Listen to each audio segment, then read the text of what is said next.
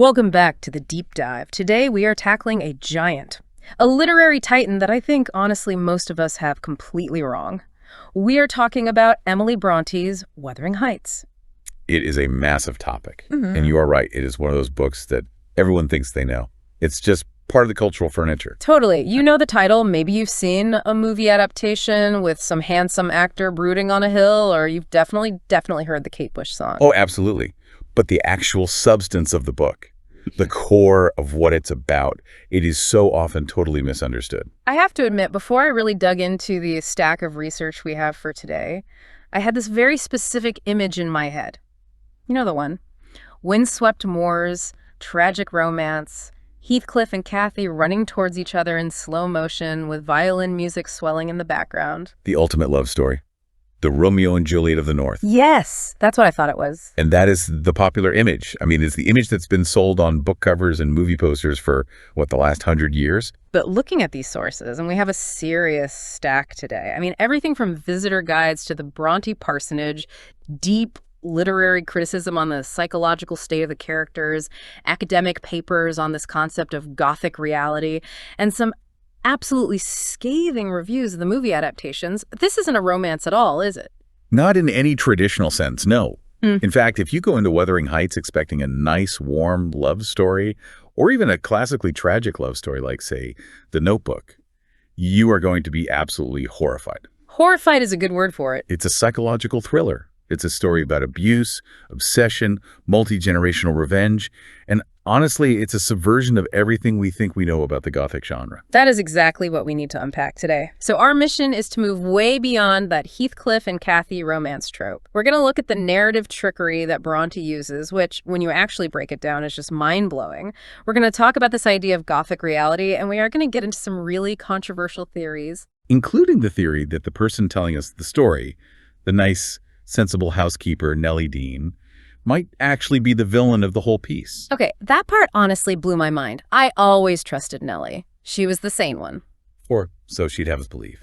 We're also going to connect this Victorian novel to D.H. Lawrence's philosophy, which is a connection I never would have made on my own, and explain why a 19-year-old pop star in the 1970s understood this book better than almost every Hollywood director who's ever tried to adapt it. It is going to be a wild ride. Yeah. But we have to start at the foundation. You just cannot separate Wuthering Heights from the place it was written and the woman who wrote it. Right. So let's visualize the setting. We have this fantastic material from the Bronte Parsonage Museum in Haworth, and it really, really paints a picture of the domestic situation. Haworth is essential. This isn't a setting that Emily just invented out of thin air.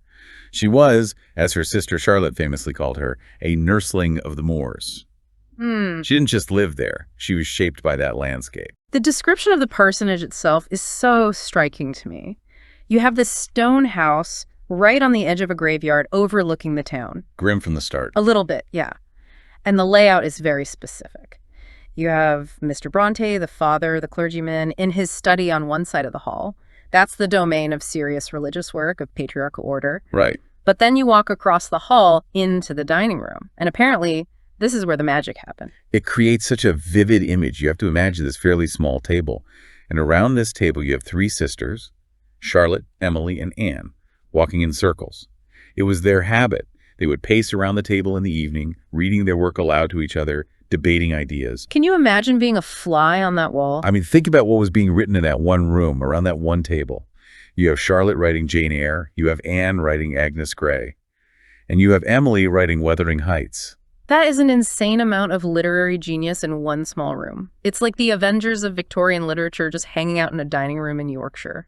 It really is. But there's a tragic detail in the museum records that grounds all this, that makes it so much more poignant. The sofa. The sofa. Emily died on the sofa in that very room. In 1848, she was only 30. 30 years old. And she refused medical attention until the very, very end.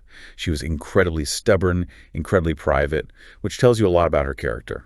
But I think understanding her domestic reality is key to understanding why the book feels the way it does.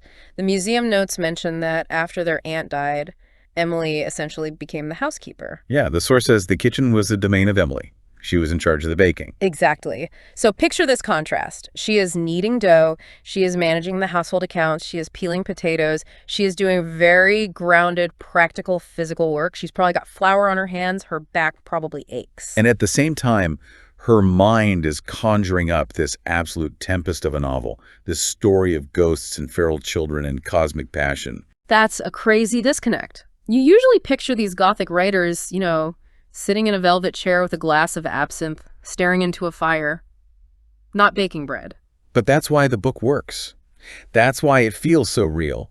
Wuthering Heights isn't a fantasy written by someone with her head in the clouds who doesn't know how the world works.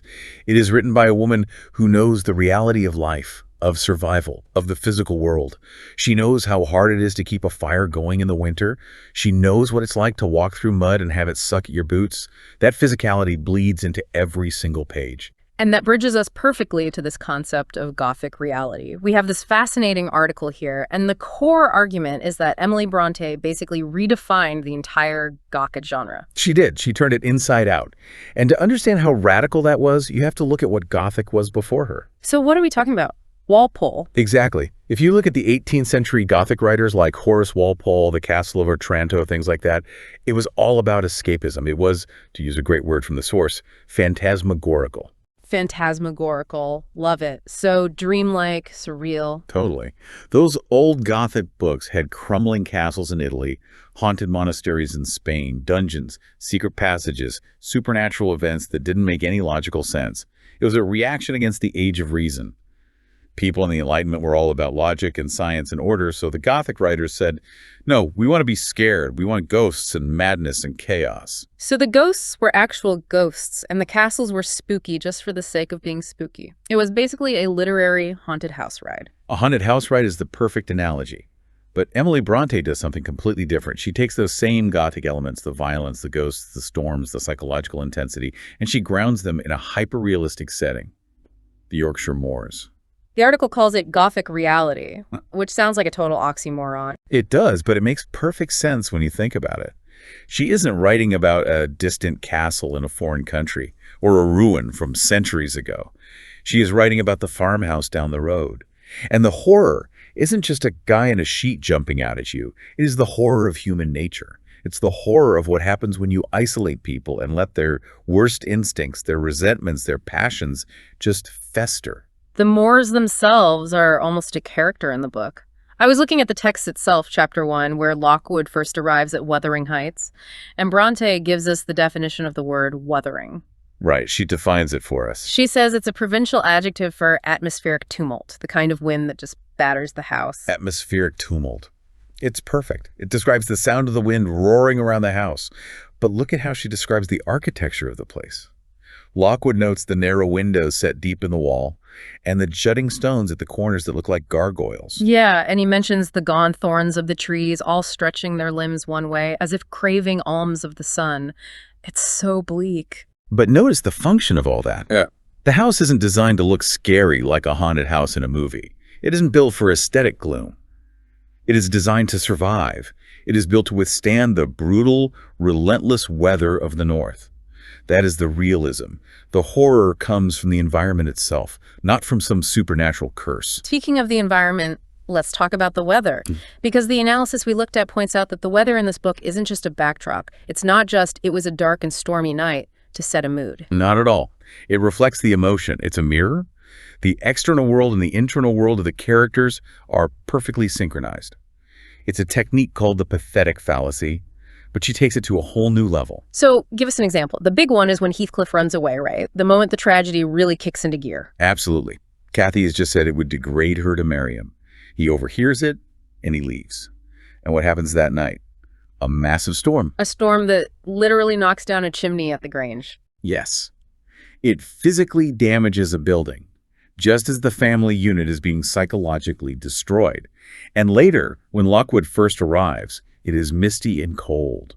The weather prepares you for the cold, hostile reception he's about to get inside. But there's some nuance here that I found really interesting in the critique.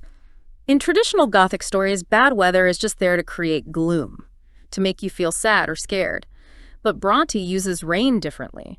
The source calls it a purging force. A purging force. That's a great observation. Think about that scene the night Heathcliff leaves. Yeah. Kathy, distraught, runs out into the storm. Nellie keeps telling her to come inside, that she'll catch her death of cold. And Kathy ignores her. Why? She stands there, bonnetless, letting the rain just soak her. The critique suggests she's burning up inside. She's just lost the other half of her soul. She's in this state of extreme emotional turmoil, and she's trying to quench this fire inside her. So she's using the storm as a kind of therapy. Exactly. She isn't afraid of the storm. She's using it to try and manage her internal state. She's trying to wash away the pain or maybe match her internal chaos with the external chaos. The weather isn't happening to them, it's happening with them. That is fascinating. It makes the characters feel like they are these elemental beings, not just polite Victorian ladies and gentlemen who are worried about getting their dresses wet. Which is exactly the point. They aren't polite, they are forces of nature. And that intensity brings us to the core relationship. The romance, if you can even call it that. Okay, let's talk about the speech. You know the one. If you know anything at all about Wuthering Heights, you know the line, "I am Heathcliff." It is one of the most famous lines in English literature, and it is also probably the most misused and misunderstood line on wedding invitations in history. Seriously, people use that for weddings. That seems incredibly ominous. Oh, all the time.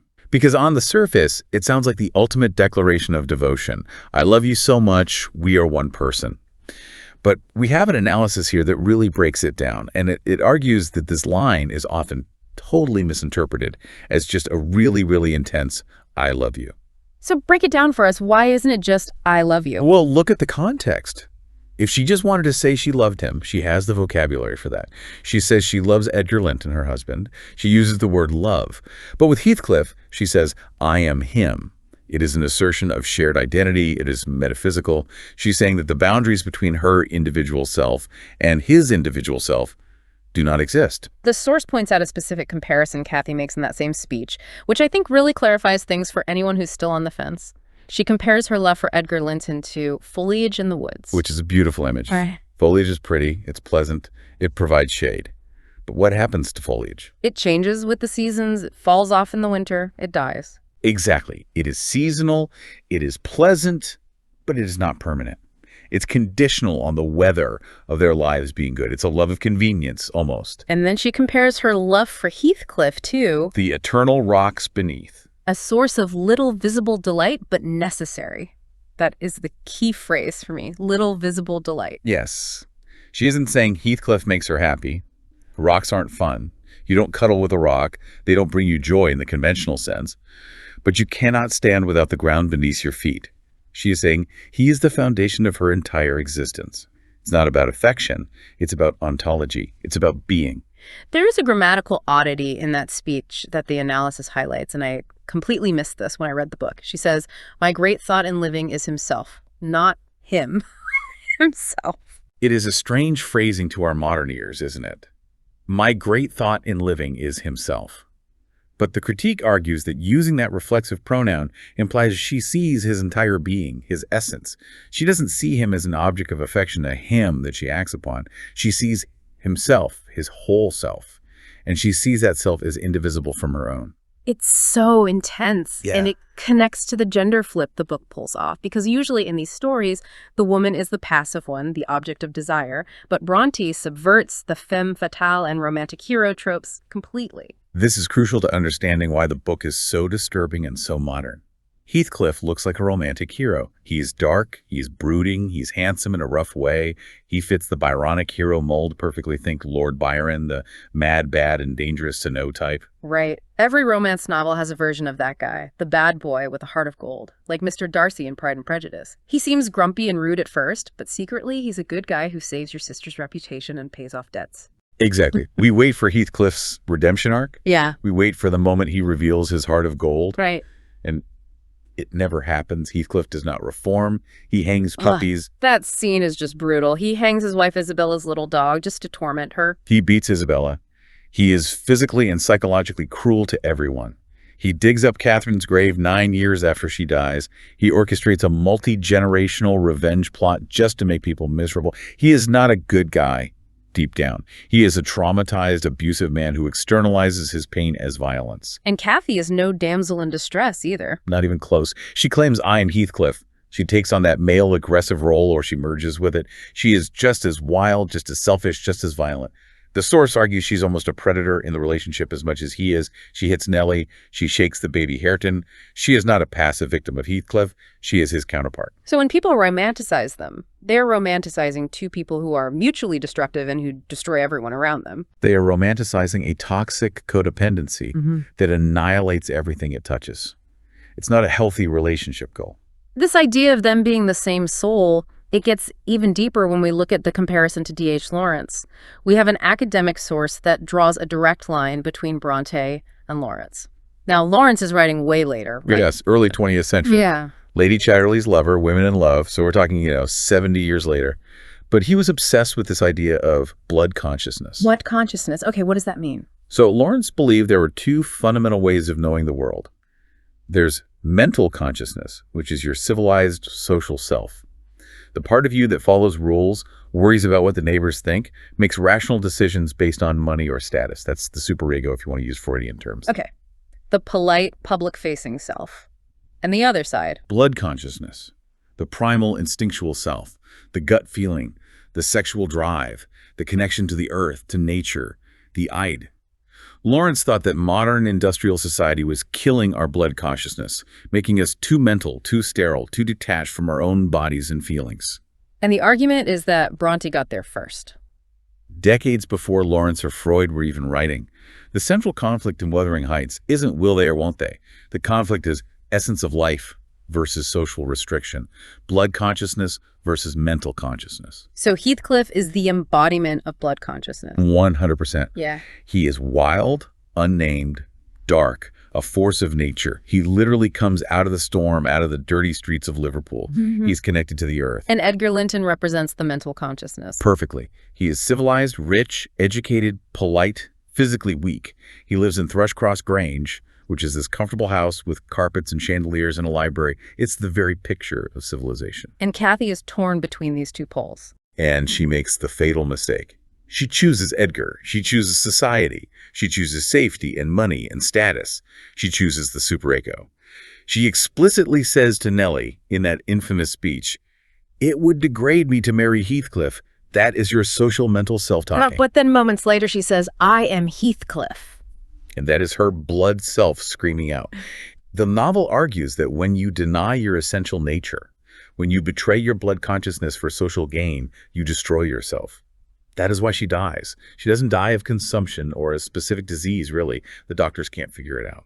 She tears herself apart from the inside because she tries to be something she isn't. She tries to be Mrs. Catherine Linton when she is, at her very core, Heathcliff. That is a much more profound tragedy than just they couldn't be together. It's a tragedy of identity. Perfectly put. It's about the violence we do to ourselves to fit in, to be acceptable. Now, here is where it gets really, really interesting. And this is the part that makes me want to go back and reread the entire book immediately. We are relying on a narrator to tell us all of this. We have Lockwood, the guy from the city, and we have Nellie Dean, the housekeeper. And we usually trust Nellie, right? She's the sensible one. She's the one who was there for everything. She is the voice of reason amidst all the madness. Or so we think. But we have a source here. The case against Nellie Dean. And it makes a compelling and I think, frankly, undeniable argument that Nellie is not just unreliable, she might be the true villain of the story. It is the Nellie Dean is the devil theory or the Nellie Dean is Iago theory. And once you see the evidence, you cannot unsee it. It changes the entire book. Okay, let's look at the structure first because that's part of the trick. It's a narrative nesting doll. Right. We, the reader, are 2 steps removed from the so-called truth. The story is told by Nellie Dean to Lockwood, who then writes it down in his diary. So we are reading Lockwood's diary about what Nellie told him about what happened years and years ago. And Lockwood is listening. Well, let's be honest, he's an idiot. He is a complete and utter fool. He's the city fop who thinks he wants solitude, but he constantly misinterprets everything and everyone. There is that scene in chapter 1 where he winks at the dogs. I laughed out loud at that part. He winks at a guard dog, a snarling beast named Nasher or something. He thinks he is being charming, and the dogs are like, "We are going to eat you." They attack him. And then he calls Heathcliff a capital fellow. Right after Heathcliff has been incredibly rude and threatening, Bronte is basically screaming at us from page 1, "Do not trust this guy's judgment. He doesn't understand what he's looking at." Okay, so Lockwood is established as clueless. But Nellie, She's the one giving us the facts. So what is the case against her? Why is she the villain? I mean, she raises these kids. She seems to care. Does she? Let's look at the evidence. The source points out her bias right from the start. When Heathcliff is brought home as a child by Mr. Earnshaw, he's this ragged, black-haired child found starving in Liverpool, a traumatized little boy. Yeah. What is Nellie's immediate reaction? She admits she hated him on sight. She hates him? She calls him it, not him, it. She puts him on the landing to sleep, outside the other children's rooms. Like a dog. Exactly like a dog. She says explicitly to Lockwood, "I was frightened, and I hoped it might be gone on the morrow." She confesses this bias, but because she frames herself as the victim of their craziness later on, we tend to just glaze over the fact that she was actively hostile to this child from day one. Okay, but surely she gets over it as he grows up. That's the debate. The source argues she actively sabotages them throughout the book using these Iago-like tricks. She controls the flow of information. She's the gatekeeper of all communication. Give me the big example, because I remember her trying to help. Think about the pivotal moment. The moment that ruins absolutely everything. Chapter 9. Catherine is talking to Nellie in the kitchen. She's confessing her feelings, her dilemma about marrying Edgar. And she says that line, "It would degrade me to marry Heathcliff now." And Heathcliff is listening from the other room. Heathcliff is listening behind the settle, like a high-backed wooden bench. Nellie knows Heathcliff is there. The text says she saw him. But does she stop Kathy? Yeah. Does she say, "Shh, he's right there"? Does she give any signal at all? No, she stays quiet. She lets her keep talking. She lets him hear the most painful insult imaginable from the person he loves. And then, crucially, Heathcliff gets up and leaves. He storms out, heartbroken. And after he leaves, Kathy continues the speech. That is when she says, "But he's more myself than I am. My love for Heathcliff resembles the eternal rocks beneath. I am Heathcliff." Wait, so he hears the "it would degrade me" part, but he misses the entire "he's my soul" redemption part. Exactly. And he missed it because Nellie stayed silent. If she had just said, "Heathcliff is behind the door," the entire tragedy might have been averted. He would have known she loved him. He might not have run away for 3 years. He might not have come back as this wealthy, bitter man seeking revenge. That's damning. Why would she do that? The theory suggests a few motives. Control. She likes being the center of everything. Jealousy. Perhaps she was jealous of Catherine's passion. Or maybe she just wanted Heathcliff gone. Remember, she hated him. If he leaves, her problem is solved. She gets her nice, quiet, orderly household back. Wow. So she essentially exiled him by saying nothing. And she does this constantly. The source lists multiple instances. She hides Isabella's letters to Edgar. She orchestrates conflicts. She manipulates Edgar Linton against Heathcliff time and time again. And honestly, if you read closely, she seems to thrive on the drama. She loves being the one in the middle, the one everyone confides in. She's the puppet master. It really changes how you read the whole book. If Nellie is biased or even malicious, is Heathcliff actually as monstrous as she paints him? That is the million-dollar question, isn't it? We only see Heathcliff through the eyes of someone who admitted she hated him from day one. Maybe he was a monster. Or maybe he was a traumatized boy who was systematically abused and then framed by a housekeeper who wanted to maintain the status quo. Maybe he wasn't as bad as she says, or maybe she provoked him more than she admits. It makes the book a mystery novel on top of everything else. The mystery isn't what happened, but who to believe. You have to decode the narrator. Exactly. You have to be a detective. You can't be a passive reader. That is a lot to process, but we have to keep moving because there is a whole other half of the book that people completely forget about. And this is where almost all the movie adaptations fail us. The second generation. Most people think the book ends when Kathy dies. I've had conversations with people who are shocked to learn that's only the halfway point. It is. There's a whole second volume. Yeah. And it concerns young Kathy's daughter and Hareton, who's Hindley's son. But Heathcliff basically raises him as a farmhand. It gets complicated with the family tree. Everyone is named Catherine or Earnshaw or Linton. It's confusing. It is a genealogist's nightmare. But essentially you have the children of the original characters living out the consequences of their parents' actions. The analysis we looked at points out that while the first generation, Kathy and Heathcliff, refuses to change, the second generation represents hope and growth. This is why the book isn't just a bleak tragedy. It ends in comedy, in the classical sense of a happy resolution and a marriage. Kathy and Heathcliff are static. They are eternal rocks. They cannot bend, so they break. They are locked in their childhood dynamic forever, even as ghosts. But Hareton? Hareton's arc is, for me, the most moving part of the book. He starts as a brute. Heathcliff has degraded him on purpose, as revenge.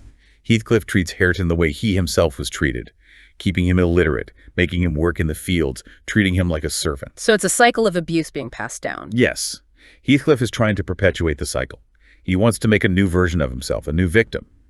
But Hareton breaks it. Through love and education, the two things Heathcliff was denied. There is this beautiful, slow-burn arc where Hareton wants to impress young Cathy. Young Cathy starts out snobbish and cruel, mocking his illiteracy. She's her mother's daughter in that respect. But eventually, she softens. She feels guilty. She starts teaching him to read. That scene where they are sitting together by the fire, secretly reading books. It's the perfect antidote to the rest of the novel's violence. Heathcliff and Cathy destroyed each other with their untamed passion. Hareton and young Cathy build each other up with patience, forgiveness, and learning. They bridge the gap between the two warring houses. They achieve the civilized peace that the first generation couldn't. So Bronte is saying that change is necessary, that you can't just be a wild force of nature forever. You have to evolve. She seemed to value growth over that destructive, static passion. Heathcliff and Cathy are compelling, sure. They're charismatic like a wildfire, but they are dead. Hareton and young Cathy are the future. They are the ones who get to live and build something new. The source also mentions the class dynamics here, which are incredibly fluid and radical for the time. Oh, it is a sharp critique of the Victorian class system. Think about it. Heathcliff starts as a homeless waif, literally a piece of property. Then he disappears and comes back as a wealthy gentleman, though no one knows how. Then he becomes a revenge-driven landlord. And Hareton goes from being the rightful heir of the Wuthering Heights estate to being an illiterate servant, and then at the end, back to being the restored heir. It shows that gentleman is just a costume. It's performative. Heathcliff proves that being a gentleman is just about money and clothes and how you speak. It isn't about innate character. He's rich, but he's still savage. And Hareton proves that you can have a noble character even if you are working in the muck and can't read your own name. Bronte is dismantling the assumption that rich equals good and poor equals bad. It is amazing how much is packed into this one novel. Philosophy, gender roles, class critique, unreliable narrators. And yet when we turn on the TV and watch the movies... Oh, the movies. This is a sore spot for true Bronte fans. We have a list of adaptations here, and the verdict is they mostly get it completely wrong. They almost always make the same fundamental error. They try to turn it into a romance. That is the core mistake. Yeah. They want the aesthetic of the Moors and the brooding hero, but they don't want the ugliness of the psychology. They want the passion without the abuse. Let's talk about the big one, the 1939 version with Laurence Olivier. It's a Hollywood classic. It's a great film, a beautiful film. But as an adaptation of the book, it's terrible. It completely cuts the entire second generation. So it just stops when Cathy dies? That's insane. Yes. You miss the whole point of the book. You miss the resolution, the theme of change, the redemption of Hareton and Olivier. Look, he's a fantastic actor, but he makes Heathcliff too noble. He is too handsome, too clean, too sympathetic. He is a romantic hero, not a vengeful sociopath. He dies looking tragic, not haunting the moors like a demon. Then there's the 1970 version with Timothy Dalton, which commits the cardinal sin. It misses the ghost at the window. You cannot cut the ghost at the window. It is the inciting incident of the entire narrative framework. It's like doing Hamlet without the father's ghost. It makes no sense. And the 2009 Tom Hardy version, I know a lot of people like that one. It has a confusing structure. It starts 3/4 of the way through the story and uses flashbacks. It just muddies the waters. And again, they try to make Heathcliff too sympathetic, focusing on his pain rather than his cruelty. The source says the 1978 BBC series is the most accurate. Generally, yes. Because it's a series, it has time to breathe. It includes the nasty aspects of the characters. It lets them be unlikable. It includes the second generation. It doesn't shy away from the cruelty. It understands that this is a story about ugly people doing ugly things in a beautiful, wild place. But there is one adaptation, not a movie, but a song, that gets very high marks from the critics. Kate Bush. Wuthering Heights. The song. It's absolutely iconic. The Literary Hub analysis calls it a radical interpretation. It is. Think about the lyrics. Heathcliff, it's me. I'm Cathy. I've come home. I'm so cold. Let me in the window. She's singing from Cathy's point of view, as the ghost. That is the genius of it. In the book, we never get Cathy's direct first-person narration in the present. We only get Nellie quoting her or Lockwood reading her old diary entries. Cathy is silenced by the narrative frame in a way. Kate Bush gives her a voice. She lets Kathy speak directly to Heathcliff from beyond the grave. And she captures the ghost. Let me in a window. She goes right to the gothic supernatural element. She doesn't downplay it. She screams it. That high-pitched, wailing vocal performance, that's the sound of the wind on the moors, the sound of a ghost. It's eerie and unsettling. It captures the atmosphere of the book better than any lush orchestral score ever could. And the source mentions she wrote it when she was only 19. The same age as some of the characters in the book, and close to the age Emily Bronte was when she was probably first conceiving of it. There's a spiritual connection there. A young female artist fighting to release her unfiltered vision against a male-dominated industry. Right. The story is that Kate Bush fought her record label to release this as her debut single. Right. They wanted a standard rock song.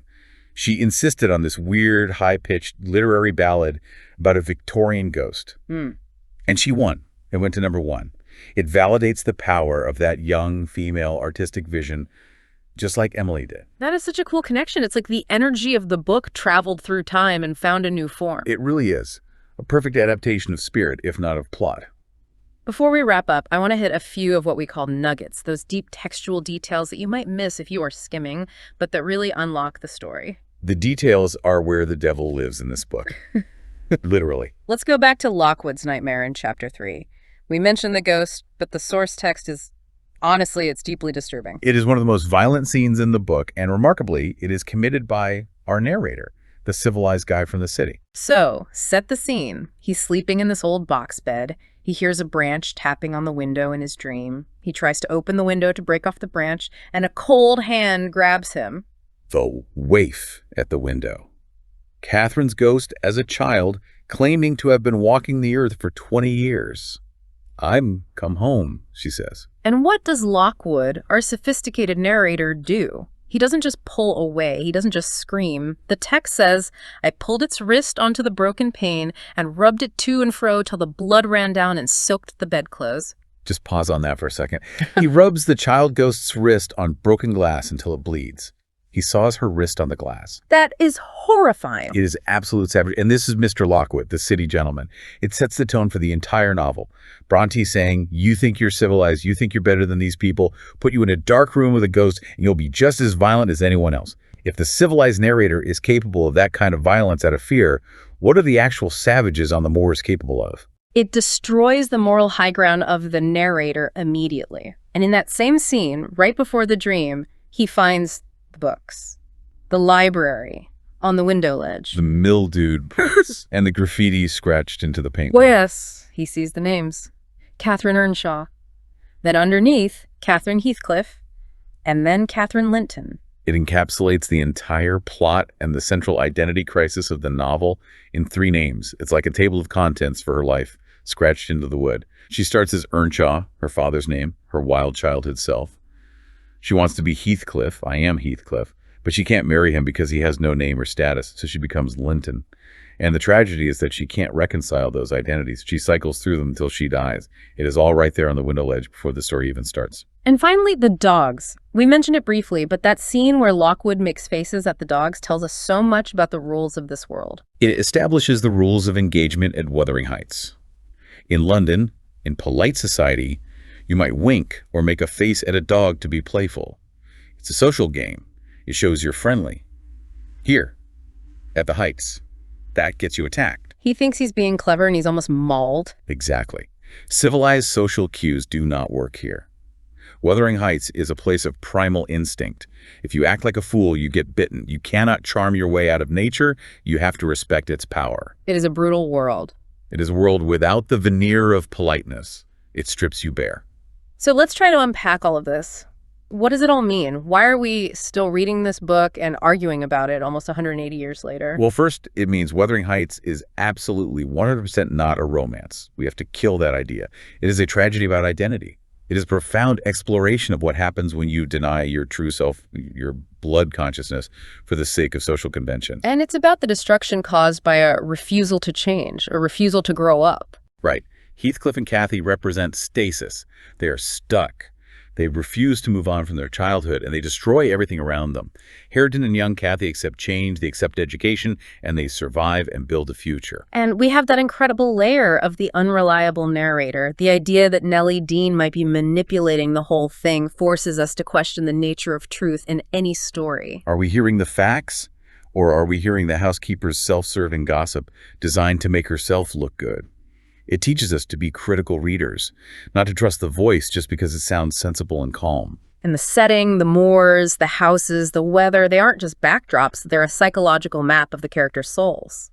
And ultimately, it challenges us to look at unlikable characters. We want heroes and villains. We want clear moral lines.